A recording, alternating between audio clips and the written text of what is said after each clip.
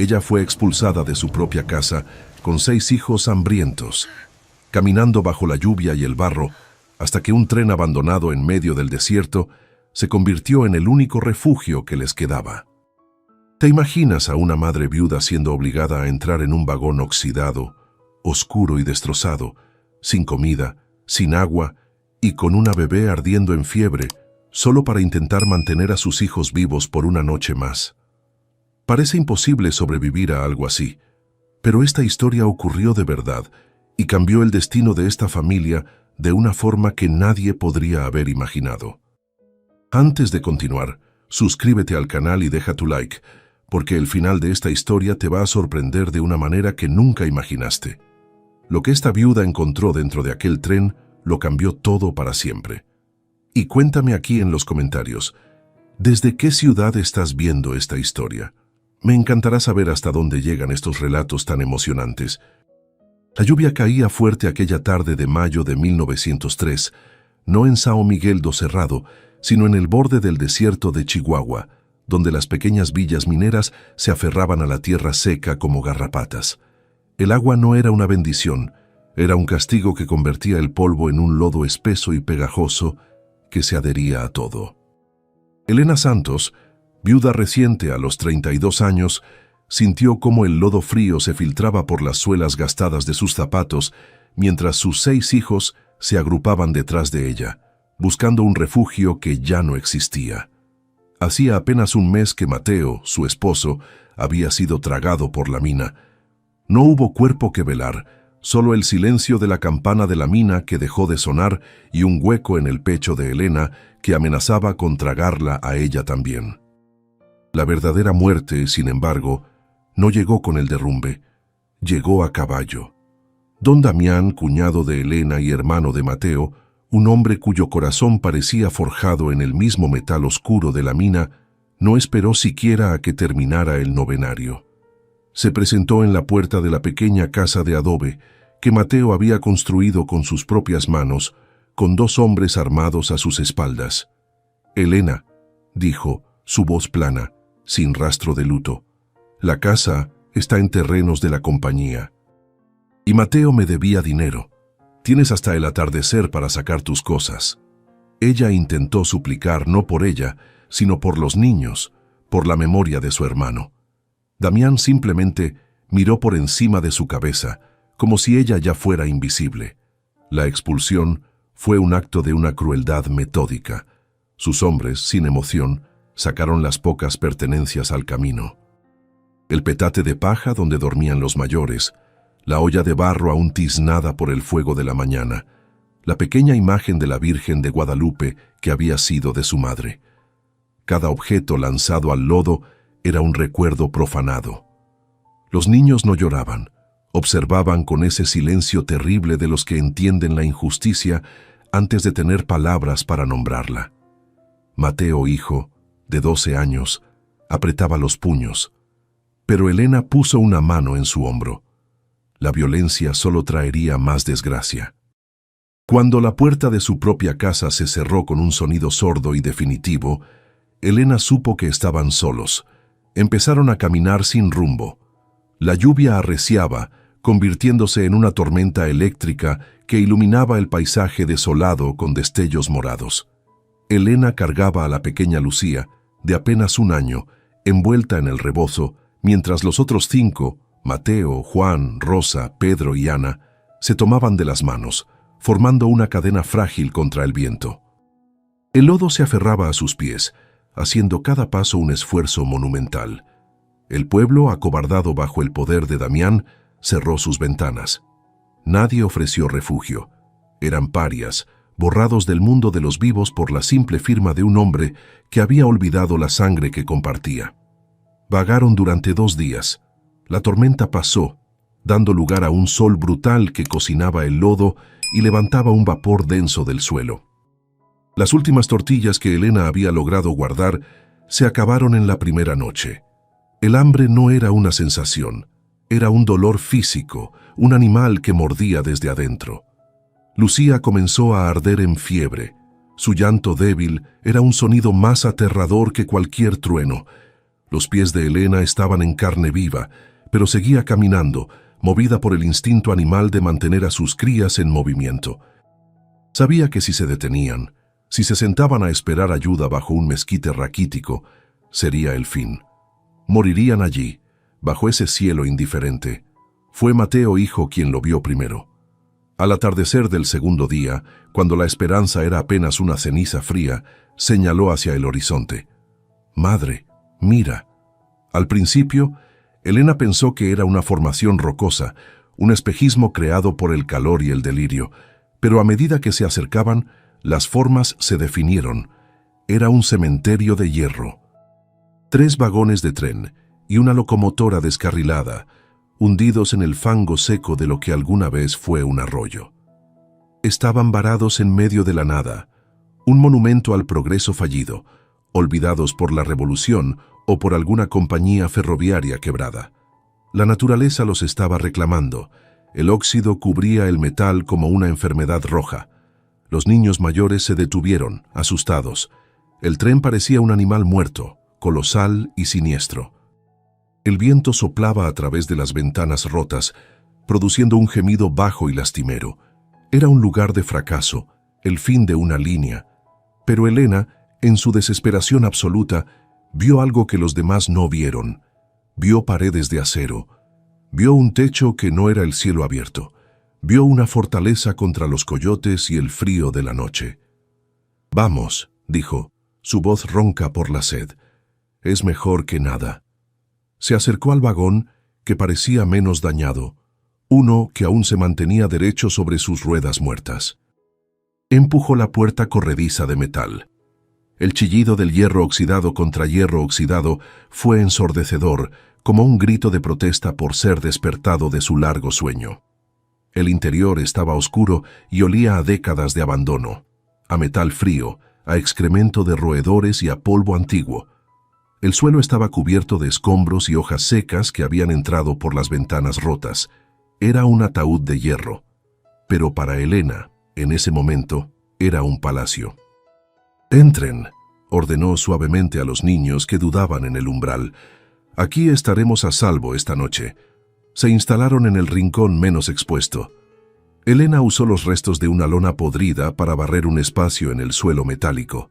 Acurrucó a los 6 niños juntos para darse calor, con Lucía pegada a su pecho, sintiendo la fiebre vibrar contra su piel.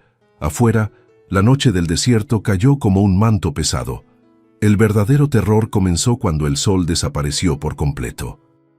El vagón de tren no era un refugio silencioso, estaba vivo. El metal, enfriándose rápidamente, crujía, se quejaba y chasqueaba, como si los huesos de la bestia muerta se estuvieran asentando. Y luego vinieron los otros sonidos. El siseo del viento no era un susurro, era un lamento agudo que se colaba por cada grieta, amplificado por el casco de hierro. Parecía la voz de los fantasmas de quienes habían viajado en ese tren. Y peor aún, los coyotes. Los oyeron antes de verlos. Un aullido cercano, luego otro. Pronto, un círculo de ojos amarillos y brillantes los rodeaba, reflejando la pálida luz de la luna a través de las ventanas rotas. Olían la miseria, la fiebre de la niña, la desesperación. Elena se sentó de espaldas a sus hijos, enfrentando la oscuridad con nada más que el peso de su cuerpo, rezando para que el acero fuera suficiente para mantener a raya a la muerte. El amanecer llegó no como un alivio, sino como una revelación brutal. La luz grisácea que se filtraba por las ventanas rotas y los agujeros de bala en el techo metálico exponía la verdadera misia del lugar. El suelo estaba cubierto de óxido que se deshacía al tacto, excrementos secos de roedores y los restos de algún nido de ave. El frío no se había ido con la noche. El metal del vagón parecía chupar el calor de sus cuerpos, conservando la helada del desierto. Los coyotes se habían retirado, pero su presencia permanecía en el aire, una amenaza latente. Los niños despertaron lentamente, sus movimientos perezosos no por el sueño, sino por el hambre que ya llevaba 3 días royéndoles las entrañas. El hambre se había transformado. Ya no era una queja en el estómago, era un animal vivo, una presencia más en el vagón que los observaba con paciencia. Se había instalado en los ojos hundidos de sus hijos, en la palidez cerosa de su piel, en la debilidad de sus llantos, que ahora eran apenas gemidos agudos. Elena se sentía culpable. Un plomo en el fondo del pecho les había ofrecido un ataúd de hierro.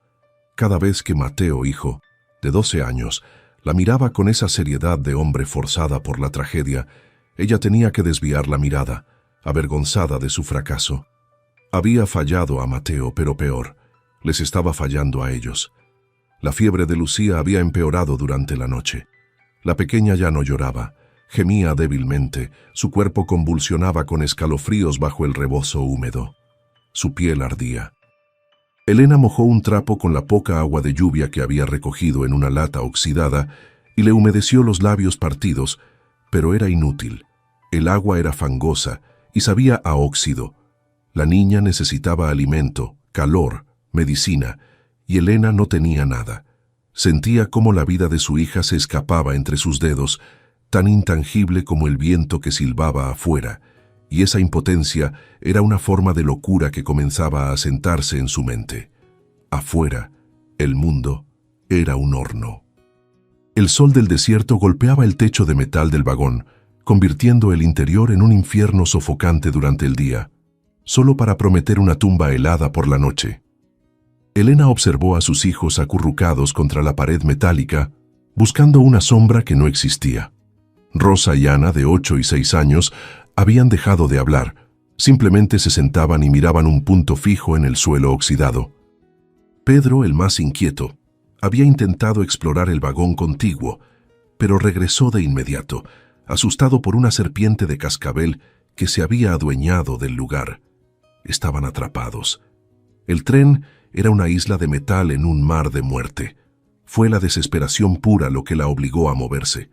No podía sentarse a verlos morir. Si el hambre no los mataba, la fiebre de Lucía lo haría, o el frío de la noche siguiente. Tenía que hacer algo, cualquier cosa. Recordó el viento helado de la noche anterior, cómo se colaba por un gran agujero en la pared del vagón, un panel que parecía haberse desprendido. Tenía que taparlo. No tenía madera, no tenía mantas, pero quizás, si lograba arrancar otro panel del interior, podría bloquear la corriente. Era una tarea inútil, pero le daba un propósito, una razón para no rendirse. Se acercó a la pared interior del vagón.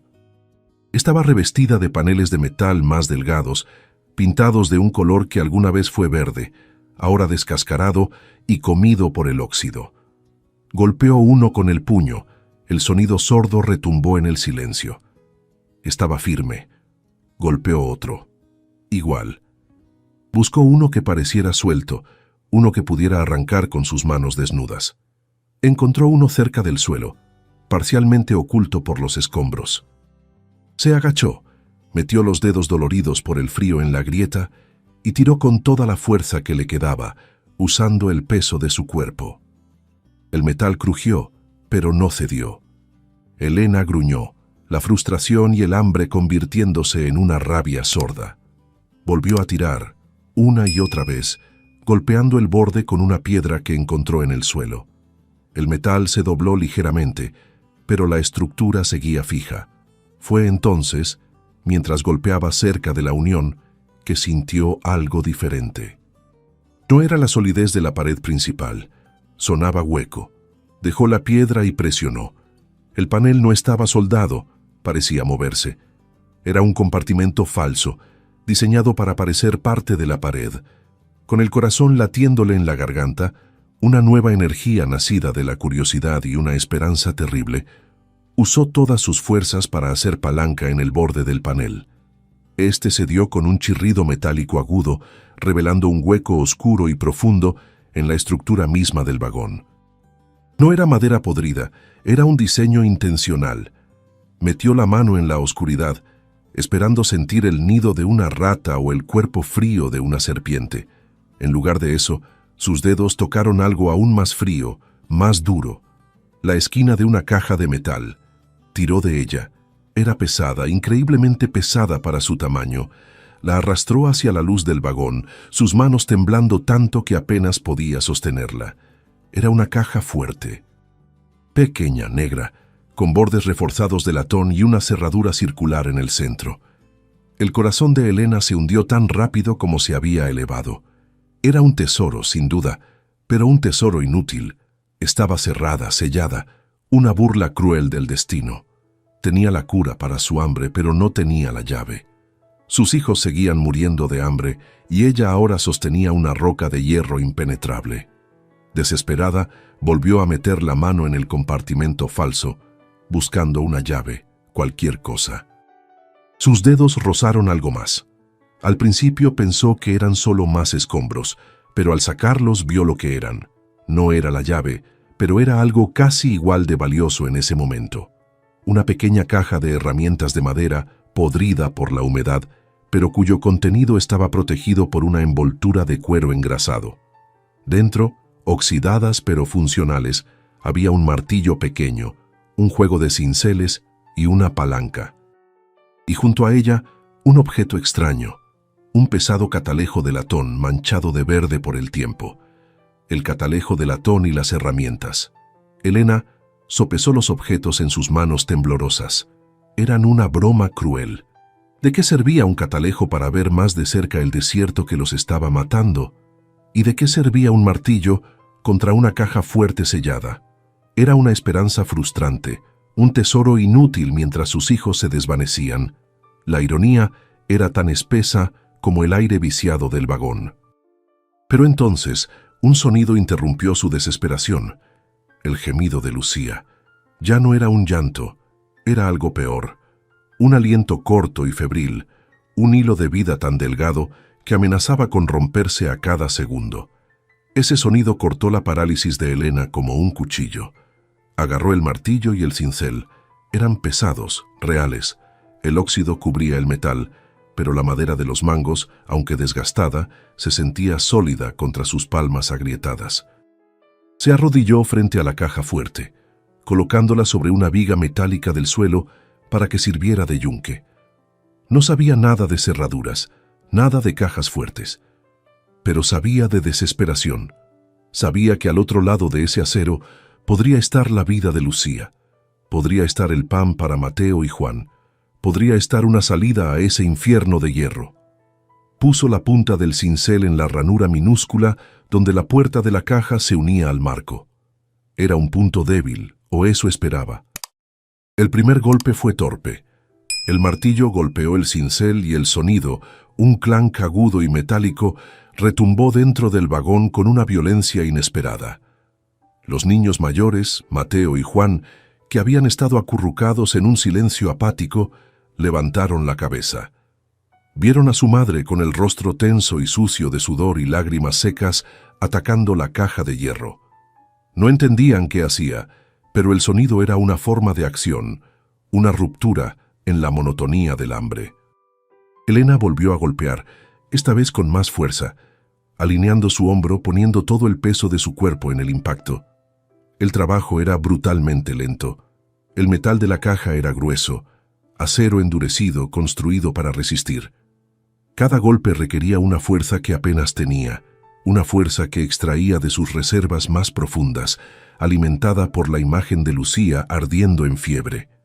El sonido llenó el vagón, convirtiéndose en una banda sonora para su agonía. Chink, chink, chink.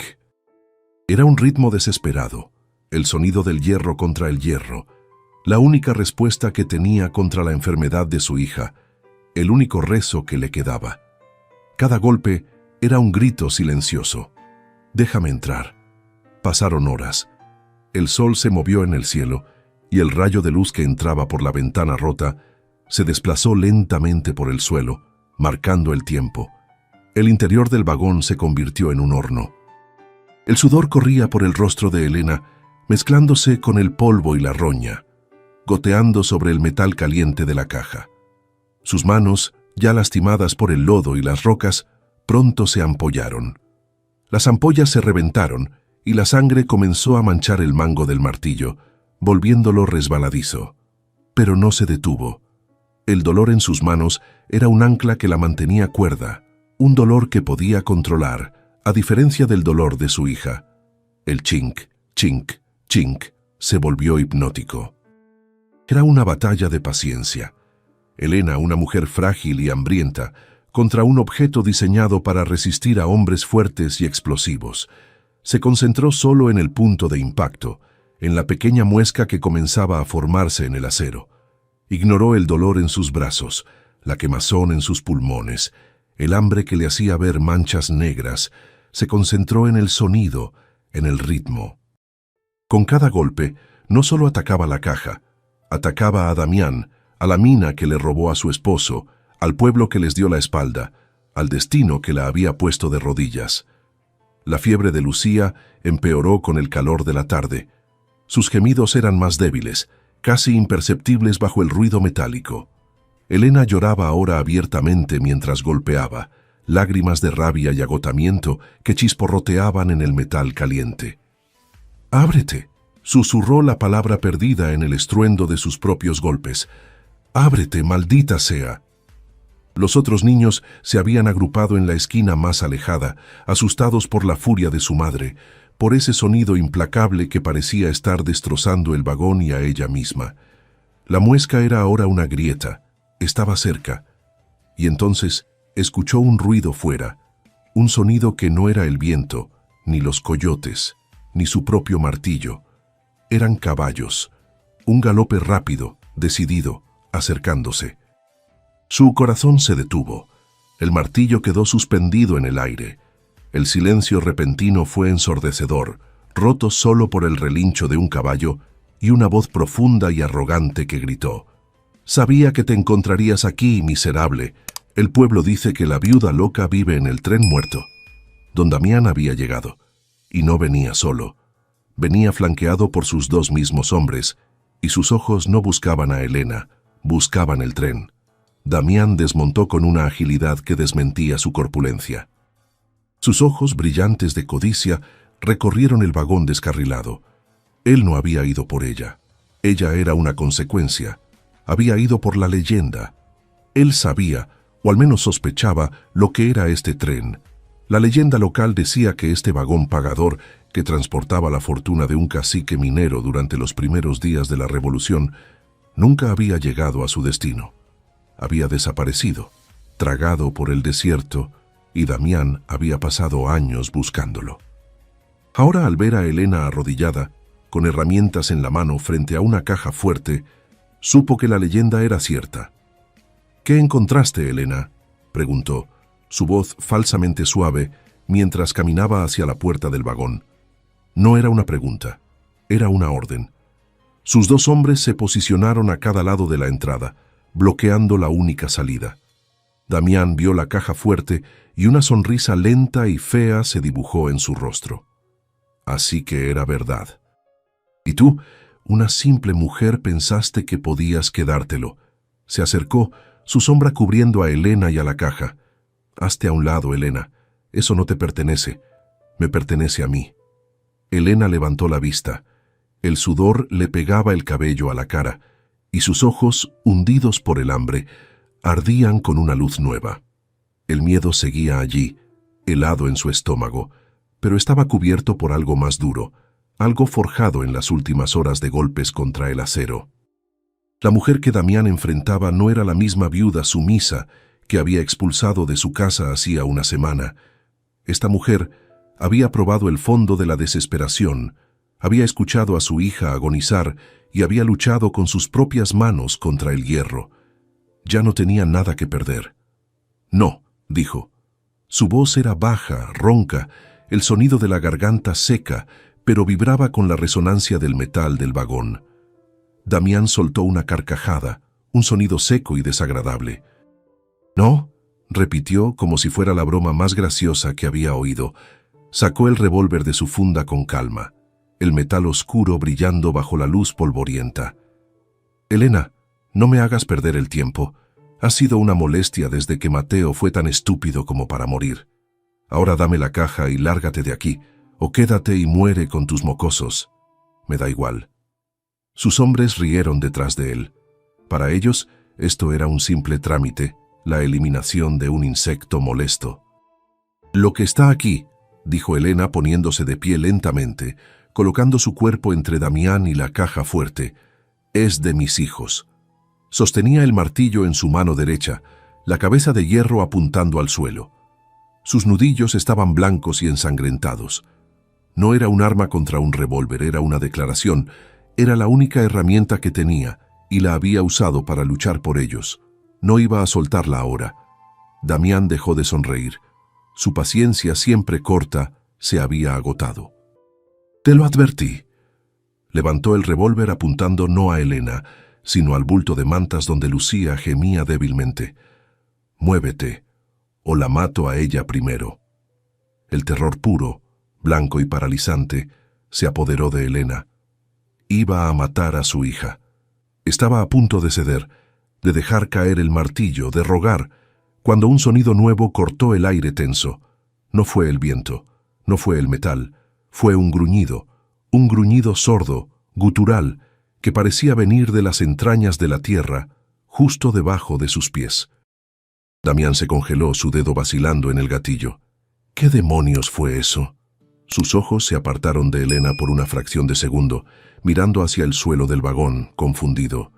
Debajo del vagón, en el espacio oscuro entre las ruedas y la tierra seca, algo se movía. Los niños, en los días anteriores, habían estado cavando allí, no para esconderse, sino para buscar raíces, para encontrar la humedad fresca de la tierra, huyendo del calor sofocante del metal. Habían estado cavando cerca de los cimientos de la vía férrea, donde el terraplén creaba una especie de túnel, y en ese túnel no estaban solos. De la oscuridad, arrastrándose sobre manos y rodillas, emergió una figura. No era un animal, era un hombre, o lo que quedaba de uno. Era un fantasma cubierto de harapos y mugre de décadas. Su barba, gris y enmarañada, le llegaba al pecho, y su cabello era una masa de nudos pegados con lodo y grasa. Sus ojos, sin embargo, eran lo más aterrador, brillantes, febriles, hundidos en cuencas oscuras, pero vivos con una locura lúcida. Era el guardián del tren, un antiguo revolucionario, quizás, o el único superviviente del descarrilamiento, un hombre que había perdido la razón y se había fusionado con el cementerio de hierro, viviendo como un animal en los túneles debajo de la vía, alimentándose de lo que el desierto ofrecía. Los niños lo habían encontrado. Y en un acto de compasión infantil, le habían estado dando los pedazos más grandes de las raíces que encontraban, compartiendo el agua fangosa. No le tenían miedo. Para ellos era solo otro ser hambriento, como ellos. El viejo, en su locura, había aceptado su presencia. Se había convertido en su protector silencioso. Y ahora, al oír la voz de Damián, la amenaza, había salido a defender su territorio y a los únicos seres que le habían mostrado bondad en 30 años. Se puso de pie, un cuchillo oxidado, apenas una hoja de metal dentada en su mano. El viejo se lanzó contra Damián como un animal. No gritó. El único sonido fue el gruñido gutural. Damián, sorprendido, se giró y disparó instintivamente. El estallido del revólver dentro del vagón de metal fue ensordecedor, un trueno que golpeó los oídos de todos y llenó el aire con el olor acre de la pólvora. El viejo se detuvo. Sus ojos locos se abrieron con sorpresa. Miró la mancha roja que florecía en su pecho y luego cayó hacia adelante, su cuchillo raspando inofensivamente el suelo. Pero el disparo, esa explosión de violencia contenida, hizo algo milagroso. La vibración, viajando a través del suelo metálico, golpeó la caja fuerte. Fue la última sacudida. La cerradura, debilitada por horas de golpes de Elena, torturada por el cincel, finalmente cedió. Con el eco del disparo aún resonando, la pesada puerta de acero de la caja fuerte se abrió con un chirrido lento y agudo, como un suspiro final. Damián, al ver al viejo caído, se giró triunfante, listo para matar a Elena y tomar su premio. Pero se detuvo. Elena ya no estaba arrodillada. Estaba de pie, con la puerta de la caja abierta frente a ella, y en sus manos ensangrentadas no sostenía el martillo. Damián, listo para dispararle, vio que la caja estaba vacía de lo que él esperaba. No había oro, no había sacos de monedas, no había joyas. Su rostro pasó del triunfo a la confusión. ¿Dónde estaba la fortuna? Elena levantó lo que había encontrado. Eran papeles, un fajo de documentos gruesos, envueltos en cuero engrasado, perfectamente conservados. Eran las escrituras. «Papeles», escupió Damián, su voz mezclando la incredulidad con una rabia creciente. Había matado a un hombre por papeles. «¿Dónde está el oro, bruja? ¿Dónde lo escondiste?» Avanzó un paso, el cañón de su revólver volviendo a subir, esta vez apuntando directamente al pecho de Elena. Sus hombres en la puerta también parecían confundidos, relajando su postura. Habían venido por un tesoro, no por los archivos polvorientos de un burócrata. El peligro inmediato pareció disiparse, reemplazado por la decepción de un ladrón frustrado. Pero Elena no estaba mirando a Damián, estaba mirando los documentos en sus manos. Estaban pesados, el pergamino grueso y flexible, preservado por el cuero engrasado. No eran simples cartas. Vio los sellos de cera roja, aún intactos en algunos, las firmas elaboradas con tinta oscura que el tiempo no había podido borrar. Los timbres oficiales del gobierno porfirista eran documentos legales. El cacique no estaba huyendo con su oro, estaba huyendo con su poder, con la prueba de su propiedad. Y mientras sus manos ensangrentadas y temblorosas pasaban la primera página, sus ojos, acostumbrados a la oscuridad y ahora agudos por la adrenalina, se fijaron en un nombre que conocía tan bien como el de sus propios hijos. En la parte superior del fajo, sujeto con un cordel de seda, estaba el documento más importante. «Título de propiedad», leyó en voz baja, y debajo, «La hacienda de San Mateo y tierras colindantes». Era la tierra que Damián reclamaba como suya. La tierra por la que su esposo había trabajado y muerto, la tierra de la que había sido expulsada. Sus ojos buscaron frenéticamente el resto del texto, vio el nombre del cacique original y luego, en una cesión de derechos clara y notariada, la transferencia de esa propiedad, no a la compañía minera, no a Damián, sino a Mateo Santos, su Mateo. La mentira la golpeó con la fuerza de un derrumbe. Damián no solo le había mentido sobre la deuda, le había mentido sobre todo. La casa no era de la compañía, la tierra no era de él. Mateo no le debía nada. La tierra, la casa, la mina, todo había sido siempre de Mateo, comprado legalmente al cacique años atrás, y Damián lo había sabido. La había expulsado no por una deuda, sino para robarle su herencia, creyendo que la prueba de esa propiedad había desaparecido para siempre en este vagón olvidado. Damián, al ver que ella no respondía, se impacientó. «Te estoy hablando, perra».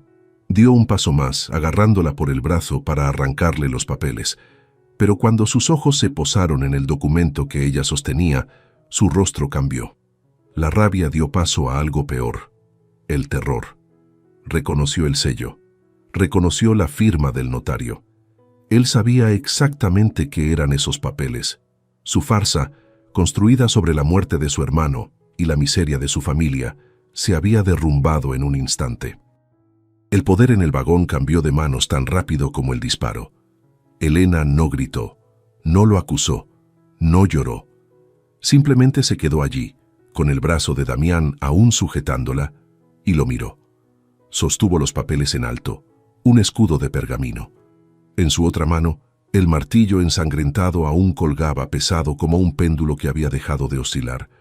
Su postura cambió, se enderezó, y por primera vez, el peso de la viudez y el hambre pareció abandonarla. Ya no era una víctima escondida en un vagón, era la dueña de la tierra sobre la que Damián estaba parado. Los hombres en la puerta percibieron el cambio, vieron el terror en el rostro de su jefe y se pusieron nerviosos. Habían venido a robar a una viuda indefensa, no a enfrentarse a un hombre que acababa de perderlo todo frente a un documento legal. Miraron a Damián, esperando órdenes, pero Damián estaba pálido, congelado. En Chihuahua, en 1903, la tierra lo era todo. Un arma podía matar a un hombre, Pero esos papeles, esos títulos, podían destruir a una familia entera, borrar un linaje. Y Elena los tenía. «Esta tierra», dijo Elena, su voz resonando en el casco de metal, «es mía». Cada palabra era clara, pesada, innegable. La casa de la que me echaste, el pozo, la mina, todo. Miró a los hombres en la puerta. «Les pertenece a ellos». Señaló a sus hijos, que observaban la escena con ojos muy abiertos, sintiendo el cambio sísmico sin entender su causa. Damián la soltó como si su piel quemara. Su mente calculadora trabajaba a toda velocidad. Podía matarla, dispararle ahora, a ella y a los 6 niños, quemar el vagón. Pero sus hombres lo habían visto. Habían visto los papeles, habían escuchado su reclamo. Matarla ahora no sería limpiar un problema, sería confirmar su crimen, sería admitir el robo y cometer asesinato frente a testigos. No podía estar seguro de la lealtad de ellos frente a un acto tan desesperado. Sabía que la ley, aunque corrupta y distante, respetaba esos documentos por encima de cualquier cosa. Estaba atrapado. La viuda analfabeta que había despreciado lo tenía acorralado con nada más que tinta y papel. Lentamente, con un movimiento que le costó todo su orgullo, Damián bajó el revólver. Su mano temblaba de rabia. Miró los papeles, luego el rostro impasible de Elena y luego al cadáver del viejo revolucionario en el suelo, un guardián que había cumplido su última misión sin saberlo. Sin decir una palabra, enfundó su arma. Se dio la vuelta, empujando a sus propios hombres para salir del vagón. No corrió, caminó, pero era la caminata de un hombre derrotado, un hombre que acababa de ver su mundo entero reducirse a cenizas. Los caballos se alejaron, levantando una nube de polvo ocre que tardó una eternidad en disiparse. Cuando el último eco del galope murió, el silencio que cayó sobre el vagón fue más pesado y denso que antes. Ya no era un silencio de abandono, sino un silencio de espera. Elena se quedó inmóvil, sintiendo el peso de los papeles en su mano. Eran más pesados que el martillo. El metal era frío, pero estos documentos ardían con un poder que le quemaba la piel. Miró a sus hijos acurrucados contra la pared, sus ojos grandes y redondos fijos en ella, esperando una señal, una orden. Había ganado, pero el hambre seguía allí, y Lucía seguía ardiendo en fiebre. La victoria era solo un pedazo de papel si no podía salvar a su hija. Lo primero fue el guardián. El viejo yacía en el suelo polvoriento del vagón, su cuchillo oxidado aún aferrado a su mano. Su rostro, en la muerte, parecía extrañamente pacífico, como si finalmente hubiera sido relevado de una guardia que había durado 30 años. Elena se acercó y, con una delicadeza que contrastaba con la sangre seca en sus propias manos, le cerró los ojos. Tomó el único trozo de tela limpia que le quedaba, el pañuelo que había sido de Mateo, y cubrió el rostro del hombre. «Descansa», susurró. Mateo hijo se acercó y se quedó junto a ella, mirando el cuerpo. No dijo nada, pero en su rostro de niño hombre, Elena vio el entendimiento de que ese desconocido les había comprado el futuro con su último aliento. Volvió a la caja. Los papeles de la hacienda estaban encima, pero había más debajo. Con manos temblorosas sacó el resto. No eran más tierras. Eran bonos del Banco de Chihuahua, acciones de la compañía minera que Damián creía controlar, certificados de depósito. Era una fortuna líquida, un poder que no dependía de la tierra, sino del mundo exterior. Pero ese mundo estaba a cientos de kilómetros de distancia, al otro lado de un desierto, que la mataría antes de que pudiera dar 100 pasos. La fiebre de Lucía era ahora su único enemigo, un enemigo más rápido y letal que Damián. Tenía la riqueza del mundo en sus manos y no podía comprar ni un trago de quinina. La frustración la hizo llorar de nuevo, lágrimas calientes de impotencia. ¿De qué servía todo esto? Fue entonces cuando su mano rozó el otro objeto, el que había descartado como inútil, el catalejo de latón. ¿Por qué el cacique guardaría un catalejo con sus papeles más valiosos? No era un adorno, Era una herramienta. Con un impulso repentino, se secó las lágrimas y salió del vagón, trepando por la escalera de metal oxidada hasta el techo curvo. El metal quemaba bajo el sol de la tarde, pero ella no lo sintió. Se puso de pie, un punto diminuto sobre un monstruo de hierro, y levantó el catalejo.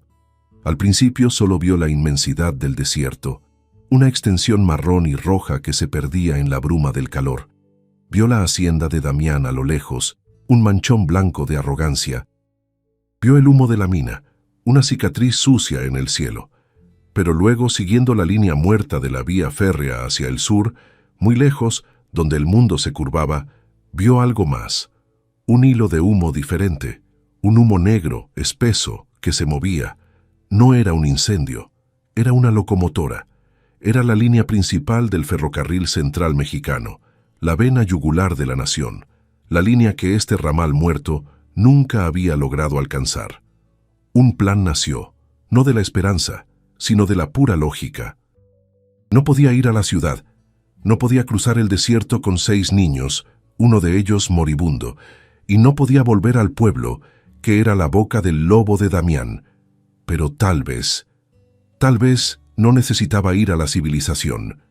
Con el catalejo barrió el horizonte más cercano, y allí, a unos 3 kilómetros al otro lado de las vías, en un pliegue de las colinas que era invisible desde el suelo, vio un pequeño jacal, un corral de cabras y el humo delgado de un fuego de leña. Era un ermitaño, un cabrero. Alguien tan marginado como ella. Bajó del techo, su decisión tomada. No iba a huir. Huir era lo que Damián esperaba, y no iba a volver a la hacienda. Ese lugar estaba manchado por la traición. Este tren, este ataúd de hierro, había sido su refugio y su revelación. Aquí se quedaría. Este era su territorio ahora. Se volvió hacia Mateo, hijo. «Mateo», le dijo, su voz firme, «vas a ir a ese jacal. Lleva esto». Le entregó no un bono, sino la única pieza de valor tangible que había encontrado suelta en el fondo de la caja. Una pesada moneda de oro de 10 pesos que debió rodar de una bolsa rota. «Dile a la gente de allí que una madre necesita ayuda, que pago por medicina para la fiebre». Mateo, de 12 años, asintió sin dudar, tomó la moneda y el último bule de agua y desapareció en el desierto, corriendo bajo entre los matorrales, un pequeño fantasma en el calor. Elena pasó las siguientes 3 horas en el infierno de la espera. Cada minuto era una agonía. ¿Y si Mateo se perdía? ¿Y si el cabrero era hostil? ¿Y si Damián regresaba? Sostuvo a Lucía, cantándole canciones de cuna que se rompían en su garganta seca, limpiando el sudor febril de la frente de la niña. El sol comenzaba a bajar, tiñendo el interior del vagón de un rojo sangriento. Justo cuando la esperanza comenzaba a morir, Mateo regresó. No venía solo. Detrás de él caminaba una mujer anciana, pequeña y arrugada como una pasa, con el cabello completamente blanco trenzado en una sola cola. No era el cabrero, era su esposa, una curandera. No dijo palabra. Entró en el vagón, miró a Lucía, miró a Elena y luego asintió. De su morral sacó hierbas secas, raíces y un pequeño frasco de líquido oscuro. Empezó a trabajar, murmurando en una lengua que Elena no reconoció, moliendo las hierbas con una piedra. La anciana pasó la noche allí. Obligó a Elena a preparar un té amargo con las hierbas y a dárselo a Lucía gota a gota. Hizo cataplasmas de barro y plantas que aplicó al pecho y la frente de la niña. Al amanecer, el milagro había ocurrido. La fiebre se había roto. Lucía sudaba profusamente, pero su piel ya no ardía. Cuando abrió los ojos, sus ojos estaban claros y buscó débilmente el pecho de su madre. Elena lloró, esta vez de un alivio tan profundo que casi la ahoga. La curandera simplemente empacó sus cosas. Elena le ofreció la moneda de oro, pero la anciana la rechazó. Señaló la caja de herramientas, tomó solo el martillo pequeño y asintió como si fuera un pago justo. Luego desapareció como había llegado. Lucía estaba a salvo. La fiebre había cedido, reemplazada por un hambre voraz que Elena satisfizo, con el resto del agua de lluvia espesada, con un poco de harina que había encontrado en el fondo de su talega, un último resto de su vida anterior. Con la amenaza inmediata de la muerte de su hija disipada, la magnitud de lo que había sucedido la golpeó. Sostenía en sus manos el poder de destruir a Damián y la riqueza para construir un futuro, pero seguía atrapada en un ataúd de metal en medio de un desierto implacable. La victoria era un fantasma. Tenía que hacerla real. Sabía que Damián no se quedaría de brazos cruzados. El terror en sus ojos al ver los papeles significaba que regresaría. No para robar, sino para destruir la evidencia, y a ella con ella. Su decisión se solidificó, tan dura como el acero que la rodeaba. No huiría. Huir era lo que Damián esperaba que hiciera, una viuda asustada corriendo hacia una ciudad lejana para tratar de validar unos papeles. Él la cazaría en el camino, y no podía volver a la hacienda. Ese lugar estaba envenenado por la traición, era el territorio del enemigo. No, este tren, este cementerio de hierro, la había protegido. La había puesto a prueba, y le había dado las armas para luchar. Este no era su refugio temporal, era su fortaleza. Aquí, en medio de la nada, era invisible, y desde aquí podía ver a todos. Lo primero fue un acto de cierre y de posesión. Con la ayuda de Mateo, hijo, y Juan, sacaron el cuerpo del viejo revolucionario del vagón. No podían dejarlo allí, profanado por la violencia de Damián. Usando la pala oxidada de la caja de herramientas y la palanca, cavaron una tumba en la tierra dura, a la sombra de la locomotora muerta. No había madera para una cruz, así que apilaron piedras en un montículo. Elena no rezó. No le quedaban rezos para un Dios que había permitido tanto sufrimiento. Simplemente se quedó en silencio, pagando su respeto al guardián que, en su locura, le había comprado el futuro. Era la primera vez que enterraba a alguien con dignidad desde Mateo. Mientras los niños más pequeños, aliviados por la recuperación de Lucía, exploraban los límites de su nuevo hogar de hierro, Elena volvió al techo del vagón con el catalejo. Esta vez, su mirada era diferente. No buscaba solo amenazas, buscaba recursos. Apuntó el latón hacia la hacienda de Damián. La vio, un punto blanco y arrogante a kilómetros de distancia. Vio el movimiento de los vaqueros, el ganado en los corrales. Luego giró el catalejo hacia la línea principal del ferrocarril. El humo negro, la serpiente de hierro que conectaba al país. Estaba lejos, pero era real. Era una ruta de escape, pero también una ruta de entrada.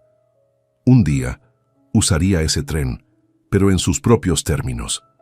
Regresó al interior y mientras Lucía dormía en un sueño sanador, Elena se sentó en el suelo metálico y extendió los documentos. Necesitaba entender la magnitud de su arsenal. El título de la hacienda era la pieza central, pero había más. Estudió los bonos, los certificados de acciones. El cacique no era solo un terrateniente, era un hombre de negocios moderno. Tenía acciones en la misma compañía minera que había matado a Mateo, la compañía que Damián ahora administraba fraudulentamente. Se dio cuenta, con un escalofrío, de que no solo era dueña de la tierra de Damián, era en papel su jefa. Una nueva rutina comenzó, no de supervivencia, sino de consolidación. La apatía del hambre desapareció de los ojos de los niños, reemplazada por la curiosidad y el propósito. Elena organizó la limpieza del vagón. Mateo y Juan, usando las herramientas, repararon los paneles rotos, no para tapar el viento, sino para hacerlos seguros. Rosa y Ana barrieron décadas de polvo y escombros, usando escobas improvisadas con ramas de mezquite. Descubrieron que el vagón tenía compartimentos de almacenamiento debajo de los asientos fijos, lugares limpios y secos para guardar sus escasas posesiones, y lo más importante, los papeles. La exploración se extendió a los otros vagones. Eran demasiado peligrosos para vivir. El segundo estaba volcado, su vientre expuesto al cielo. Pero el tercero, un vagón de carga, aunque dañado, contenía un tesoro inesperado. No era oro, sino algo casi tan bueno, sacos podridos de grano. La mayor parte estaba echada a perder, comida por los insectos y el tiempo, pero en el centro de los sacos más grandes, donde la humedad no había penetrado, encontraron varios kilos de maíz seco y frijoles, duros como piedras, pero perfectamente conservados. Era comida, suficiente para semanas. Elena sabía que Damián no se quedaría quieto. El terror que había visto en sus ojos se convertiría en rabia, y esa rabia lo haría actuar. Él estaba en la hacienda, reagrupándose, pensando. ¿Cómo podía silenciarla? ¿Cómo podía destruir los papeles? Ella no podía ir al pueblo, pero él sí. Podía decir que se había vuelto loca, que los papeles eran falsos. Necesitaba un aliado, alguien que no estuviera en la nómina de Damián, alguien que el pueblo respetara. Pensó en la anciana curandera. No había aceptado el oro. Su pago había sido el martillo. Era una mujer que entendía el valor de las herramientas, no del dinero. Decidió hacer su primer movimiento. No usaría el poder legal todavía. Eso alertaría a Damián. Usaría el poder económico. Le dio a Mateo hijo la moneda de oro de 10 pesos que la anciana había rechazado. «Vuelve con la señora», le dijo, su voz firme. «No vayas al jacal. Encuéntrala donde busca sus hierbas. Dile que la viuda del tren le agradece por la vida de su hija, y dale esto. No como pago, sino como una ofrenda, y dile que necesito comprar 2 de sus cabras, vivas».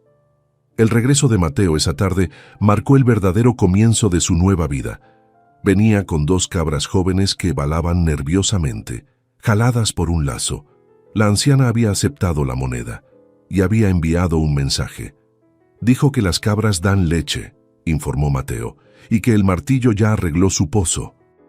Elena sonrió, la primera sonrisa verdadera desde la muerte de Mateo. Esa noche, por primera vez, hubo un sonido nuevo en el vagón de hierro. No eran los lamentos del viento ni los crujidos del metal, sino el llanto saludable de Lucía bebiendo leche de cabra y el balido de los animales que prometían futuro. La vida en el vagón se transformó. La llegada de las cabras y el descubrimiento del grano cambiaron la textura fundamental de su existencia. El filo constante y agudo de la inanición fue reemplazado por el dolor sordo de la escasez, una mejora monumental. Elena organizó a los niños en rutinas. Juan y Pedro, ahora serios como hombres pequeños, se hicieron cargo de las cabras, pastoreándolas en el pequeño valle oculto que el catalejo había revelado. Rosa y Ana molían el maíz seco entre 2 piedras planas, un sonido rítmico, casi hogareño, que reemplazó al del martillo contra el acero. El vagón dejó de ser un ataúd para convertirse en una colmena. El olor del metal frío se mezcló con el humo de un fuego de mezquite y el aroma dulce de la leche de cabra hirviendo. La pequeña Lucía, nutrida y recuperada, era la prueba viviente de su victoria silenciosa. Ya no era un bulto febril, sino una niña que comenzaba a gatear con curiosidad sobre el suelo de hierro, sus risas resonando extrañamente contra las paredes curvas. Elena la observaba con una ferocidad protectora. Había rescatado a su hija de la muerte y ahora usaría esa misma tenacidad, fría y paciente, para asegurar su vida. Sabía que la leche y el maíz eran solo un respiro temporal. El verdadero enemigo, Damián, seguía allí, en su hacienda robada, rumiando su humillación, planeando cómo borrar esta inconveniencia. El silencio del desierto no era paz. Era una pausa tensa antes de la batalla. 2 días después, la curandera regresó. No la llamaron. Simplemente apareció al atardecer, una silueta delgada y encorvada contra el cielo púrpura. Elena la recibió no como una suplicante, sino como una igual. Le ofreció un tazón de atole caliente hecho con el maíz que habían encontrado, un gesto de respeto entre soberanas de aquel territorio olvidado. La anciana, cuyo nombre supo era doña Isadora, aceptó. Se sentaron en la puerta del vagón mientras los niños dormían. «El martillo funciona bien», dijo Isadora rompiendo el silencio. «Pero el hombre al que le robaste la sombra está inquieto. Ha estado en el pueblo. Dice que la viuda de su hermano perdió la razón, que habla con fantasmas en el tren muerto». Elena asintió, sin sorprenderse. El miedo de Damián se estaba convirtiendo en veneno. «Está construyendo una jaula de mentiras», murmuró, «para que cuando me mate nadie pregunte. Pensarán que fue el desierto, o la locura, o los espíritus». Doña Isadora la miró fijamente, sus ojos oscuros penetrantes, sin parpadear. «Dice que quemará el tren para limpiar la tierra de tu espíritu. Dice que traes mala suerte a la mina». Elena sintió un escalofrío, pero su mano se cerró instintivamente sobre el bulto de papeles que ahora guardaba cosido bajo su falda. «Él vendrá con fuego», dijo Elena, «pero yo tengo esto». Isadora miró el bulto, pero no preguntó qué era. «El papel se quema», advirtió la anciana, «pero la tinta, cuando llega al hombre correcto, es más fuerte que una bala». Esa fue la clave que Elena necesitaba. El hombre correcto. No podía ir al pueblo. El juez y el jefe de policía comían de la mano de Damián. Eran sus perros falderos. Tenía que ir por encima de él. Tenía que encontrar a alguien cuyo poder Damián no pudiera tocar. Recordó los otros documentos que había en la caja, los que no eran títulos de tierra, las acciones de la compañía minera Águila Dorada. Eran acciones al portador, firmadas por el cacique. Damián administraba esa mina como si fuera suya, pero estas acciones demostraban que una parte significativa pertenecía a quien tuviera los certificados. El banco en Chihuahua, cuyos sellos estaban en los bonos, sería el hombre correcto. Ellos no obedecían a Damián, obedecían al dinero. Y ella tenía su dinero. Necesitaba ayuda para escribir. Ella apenas podía garabatear su nombre. Doña Isadora, sin embargo, sabía leer el mundo de las hierbas y el corazón de los hombres. Su esposo, el cabrero, un hombre tan silencioso como las piedras, había trabajado en el ferrocarril en su juventud y sabía leer y escribir. Elena le confió el plan. Esa noche, a la luz parpadeante de una vela hecha con sebo de cabra, el viejo cabrero, con manos torpes y deformadas por la artritis, escribió una carta al director del Banco de Chihuahua. La carta era simple, brutalmente directa. Elena Santos, viuda de Mateo Santos, reclamaba la herencia de su esposo, adjuntando los certificados de acciones como prueba de propiedad y solicitando la intervención inmediata del banco para proteger sus activos del administrador fraudulento, Damián Santos. El plan de entrega era una apuesta desesperada. Mateo, hijo, ahora sus ojos y oídos en el mundo, fue enviado de nuevo. Esta vez, su misión era más peligrosa. Tenía que llegar a la línea principal del ferrocarril a casi 10 kilómetros de distancia, usando el catalejo para evitar las patrullas de vaqueros de Damián. Debía esperar al tren del sur, el que iba a la capital del estado. Elena le dio la segunda y última moneda de oro que quedaba en la caja. «Dásela al conductor», le instruyó, su voz sin temblor. «Dile que es la carta más importante de su vida, que la vida de una familia depende de que llegue al banco». Mateo asintió, guardó la carta y los certificados de acciones, no los títulos de la tierra, en su camisa y se escabulló en la oscuridad antes del amanecer. La espera fue la peor tortura. Pasaron 2 días, 3. El vagón de tren volvió a sentirse como una trampa. Cada sonido del viento era Damián regresando. Cada sombra que se movía era un hombre con una antorcha. Elena hizo que los niños practicaran una y otra vez. Al primer grito de advertencia, debían tomar los títulos de la tierra, los originales que ella nunca soltó, y una bolsa de maíz, y correr al túnel debajo del terraplén, donde el viejo revolucionario había vivido. Era su ruta de escape, su madriguera. Les enseñó a quedarse quietos, a no hacer ruido, a sobrevivir como animales del desierto. El tren ya no era un hogar, era una posición defensiva. En la tarde del 4.º día, el sonido regresó. Caballos. Pero esta vez venían rápido, sin sigilo, levantando una columna de polvo que se veía a kilómetros. Elena gritó la señal. Los niños se desvanecieron.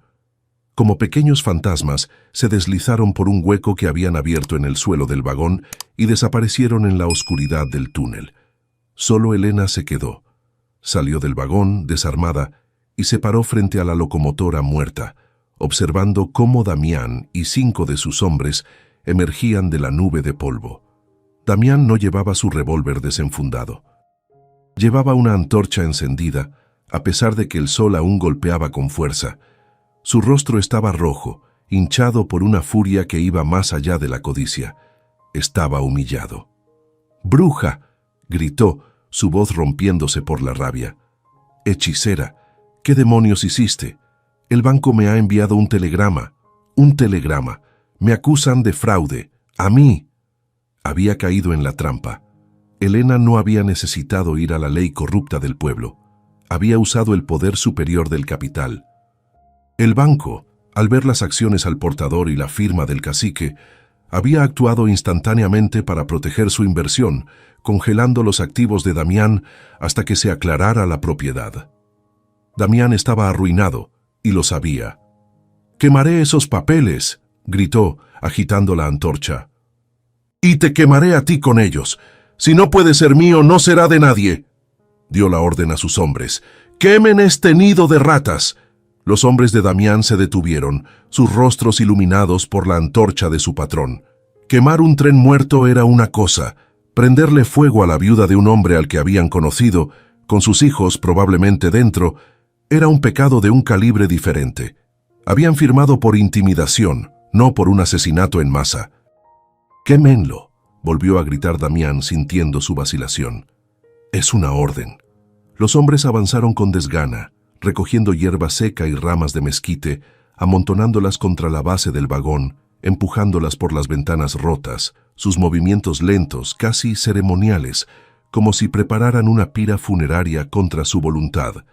Elena no se movió, se quedó de pie a unos metros de la puerta, observando cómo preparaban la destrucción de su único refugio. El hierro había sido su armadura, y ahora el fuego venía a probarlo. Su rostro estaba impasible, sus ojos secos. Había agotado sus lágrimas en la fiebre de Lucía, había gastado su rabia en la caja fuerte. Lo que le quedaba era algo más frío, más duro. Era la paciencia del desierto mismo, que sabe que todo lo que arde eventualmente se convierte en ceniza, pero que la tierra permanece. Esta calma pétrea enfureció a Damián más que cualquier súplica. Él quería que gritara, que rogara, que le diera la satisfacción de su terror. Ella se negó. «¿Crees que tu silencio te salvará?», siseó Damián. Se acercó a la pira que sus hombres habían construido y él mismo arrojó la antorcha. Las llamas prendieron al instante. La hierba seca y las ramas de mezquite, resecas por el sol del desierto, estallaron en un infierno inmediato. El fuego trepó por el costado del vagón, lamiendo el metal con lenguas anaranjadas. Un humo negro y espeso comenzó a salir por las ventanas, el olor a pintura vieja y polvo de décadas quemándose. El vagón se convirtió en un horno en segundos. «Ahora dime dónde están los papeles», gritó Damián por encima del rugido del fuego, su rostro distorsionado por el calor. «O te juro que arderás con ellos». Él asumía que los papeles estaban allí, asumía que ella era todo lo que había. Y en una realización que heló la sangre de Elena, entendió que él también asumía que los niños estaban dentro. «Están con tus hijos», gritó él, su mente retorcida, convencida de su propia lógica. «Sácalos, sácalos y dame los papeles, y tal vez deje que se quemen solo ellos». La monstruosidad de su oferta la dejó sin aliento, pero también le dio la última pieza de armadura que necesitaba. «Ellos no están aquí», dijo Elena. Su voz fue tan baja, tan tranquila en medio del crepitar de las llamas, que Damián tuvo que inclinarse para oírla. «Están a salvo». «Mientes», rugió Damián, levantando la mano para golpearla. Pero antes de que su mano pudiera conectar, un sonido nuevo cortó el aire, uno que no pertenecía al desierto. No era el rugido del fuego ni el silbido del viento. Era un silbato de tren, agudo, penetrante e imposiblemente cercano.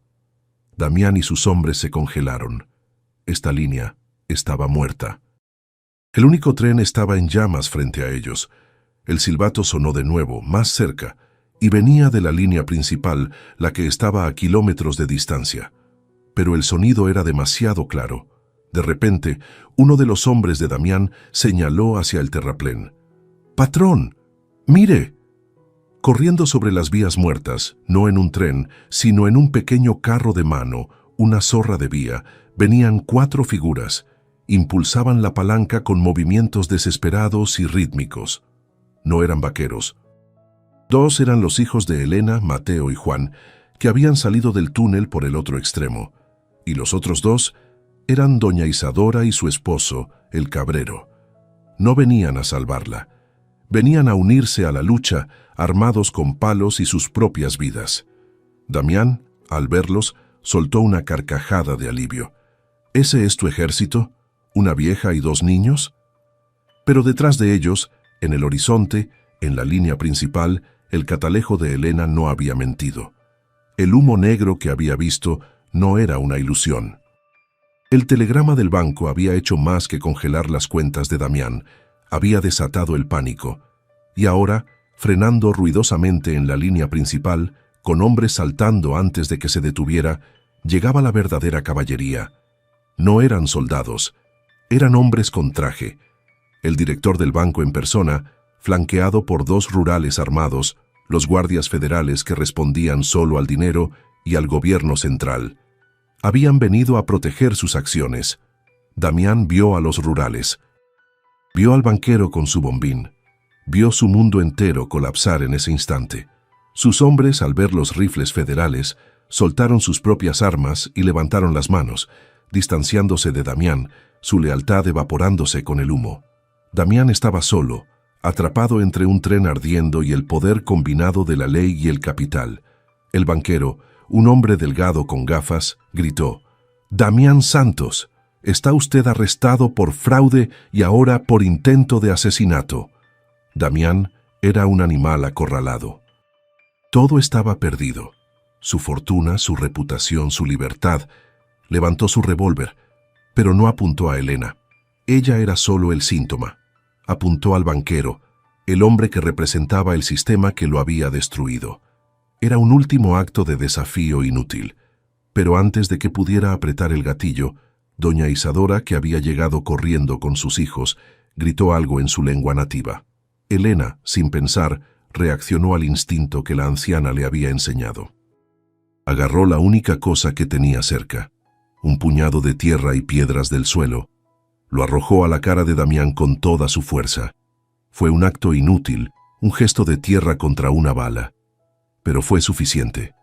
Damián parpadeó, cegado por el polvo y la sorpresa, por una fracción de segundo. El rural, al ver el arma levantada, no dudó. El disparo de su rifle fue seco, definitivo, eclipsando el rugido del fuego. Damián se quedó quieto. Sus ojos se abrieron con sorpresa. Miró la mancha roja en su camisa, luego a Elena. No había odio en su mirada, solo una confusión vacía.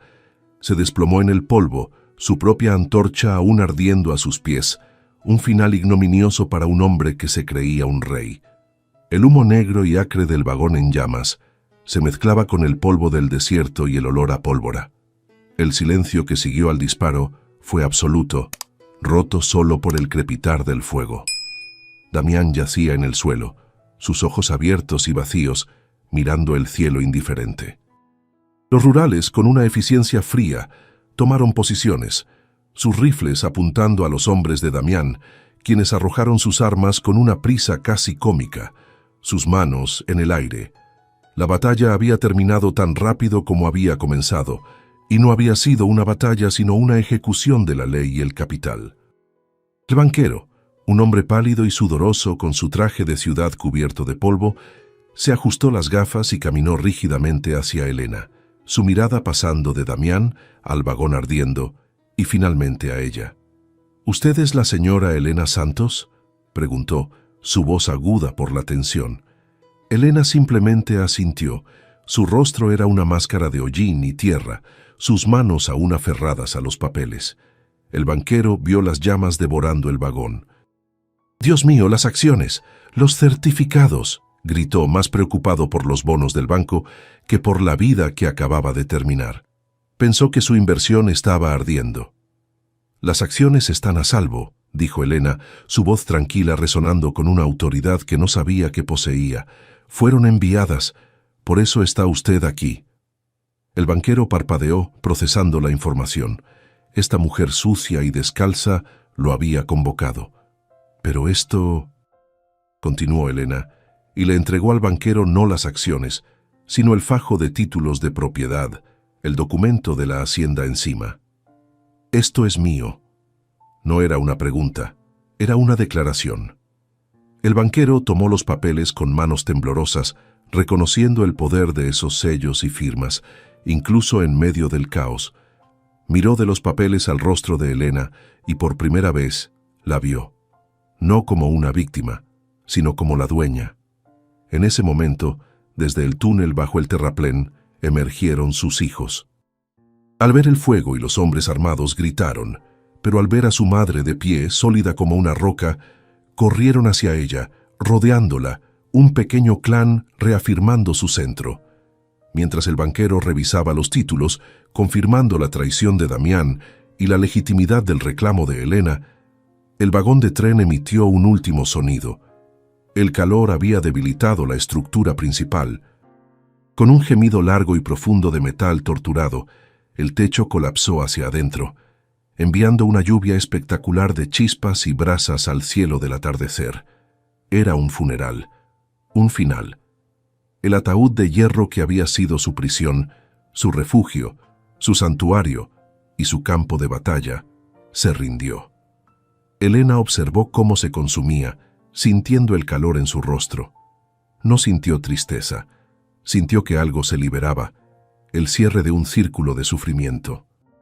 «Señora Santos», dijo el banquero, su tono ahora lleno de un respeto que rayaba en la sumisión, «debemos ir a la hacienda. Es su hacienda». La palabra sonó extraña, ajena. Elena miró a sus hijos, sus rostros sucios pero sus ojos brillantes, aferrados a sus faldas. Miró a los rurales que ahora vigilaban a los hombres de Damián. Miró los restos humeantes del tren. Luego asintió lentamente. «Sí», dijo, «vámonos a casa». El banquero les ofreció uno de sus propios carruajes, un vehículo de ciudad que parecía ridículo en el desierto. Elena subió con sus 6 hijos, una reina tribal ascendiendo a su trono. La llegada a la hacienda fue surrealista.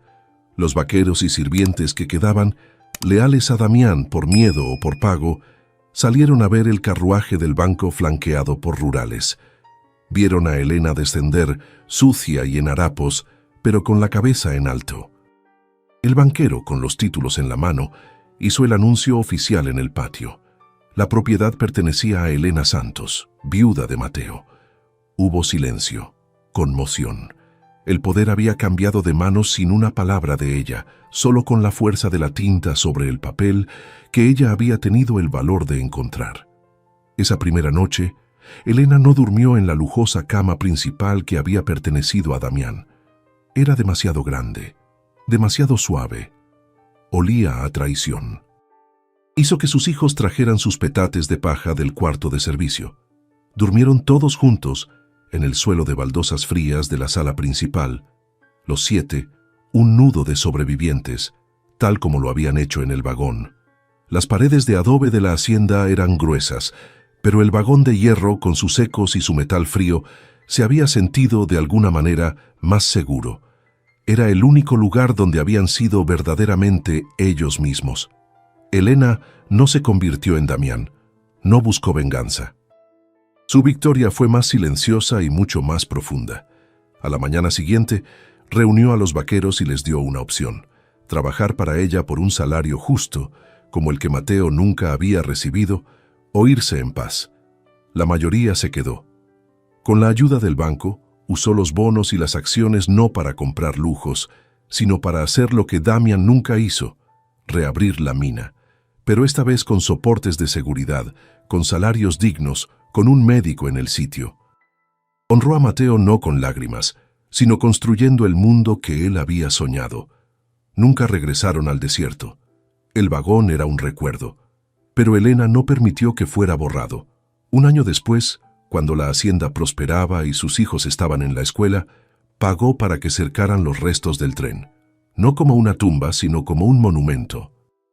Hizo que los huesos del viejo revolucionario fueran enterrados formalmente en la iglesia del pueblo, pero en el sitio del tren colocó una simple cruz de hierro.